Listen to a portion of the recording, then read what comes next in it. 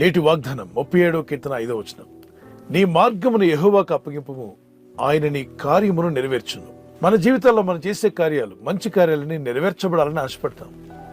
మీ బిడ్డల్ని స్కూల్లో జాయిన్ చేసే విషయం కావచ్చు, కాలేజ్ అడ్మిషన్స్ కావచ్చు, ఇల్లు స్థలం కొనే విషయంలో కానీ, అమ్మే విషయంలో కానీ, మీ పిల్లల మ్యాచెస్ చూసే విషయంలో కానీ, మీ ఉద్యోగ ప్రయత్నాలు, అలాగే సేవలో, పరిచర్యలో, సువార్త పనులు, మందిర స్థలం కొనే విషయంలో, మందిరాలు కట్టే విషయంలో ఆయనను నమ్ముకునము, ఆయన నీ కార్యం నెరవేర్చున్నాడు. మన కార్యములు నెరవేర్చే దేవుణ్ణి మనం నమ్ముకున్నప్పుడే మన కార్యాలు నెరవేర్చబడతాయి.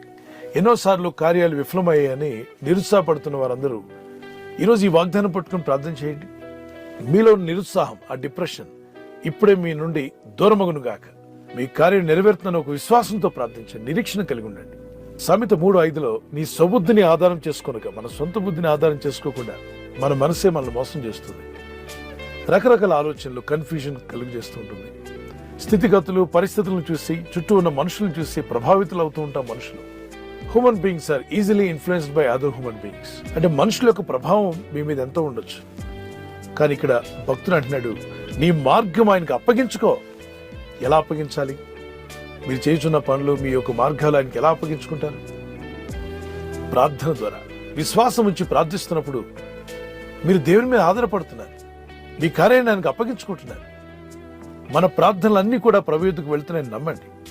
విశ్వాసంతో చేసే ప్రార్థన దేవుడు తప్పక ఆలకిస్తాడు. ఎవరు దేవునికి ఇష్టమై ఉండగలరో చెప్పగలరా? విశ్వాసం లేనివాడు దేవునికి ఇష్టమై ఉండడు, విశ్వాసం గలవాడు దేవునికి ఇష్టమై ఉంటాడు. హెబ్రీ 11:6 దేవుని యొద్దకు వచ్చేవాడు ఆయన ఉన్నాడని, ఆయన వెతుకు వారికి ఆయన ఫలము దయచేయగలవాడని నమ్మవలను కదా.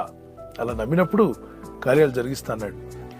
1 సమూయేలు గ్రంథం, 2 సమూయేలు గ్రంథం చదువుతున్నప్పుడు భక్తులైన దావీదు మీదకి ఎంతో మంది శత్రువులు పలు విధాలుగా ఆయన అటాక్ చేయడానికి వస్తున్నారు. దావీదు ఎప్పుడో ఒక పని చేసేవాడు. 1 సమూయేలు 19 ఉంటుంది, దేవా ఈ యుద్ధంలో నాకు జయమిస్తావా? నేను ఓడిపోతానా? ఎలా జయించాలి?